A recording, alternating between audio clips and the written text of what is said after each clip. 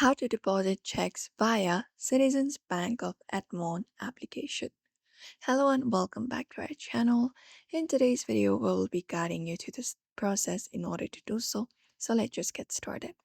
So first of all, you can go ahead and open up the latest version of the Citizens Banking mobile application or head over to their website where you need to go to the login section and enter up your login ID, your password and tap on login and basically go to the application.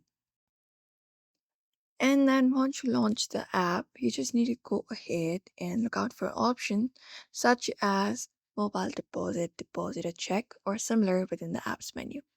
After that, you can sign the back of your check using a black and white or blue ink, and it's often recommended for mobile deposit only, just below your signature to ensure smooth processing.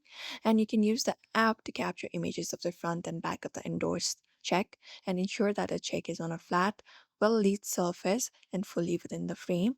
And once that is done, the app may prompt you to confirm and enter the exact amount of the check.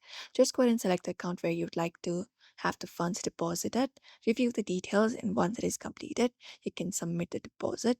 And that way, once confirmed, you can go ahead and deposit your check via Citizens Bank of Edmond app.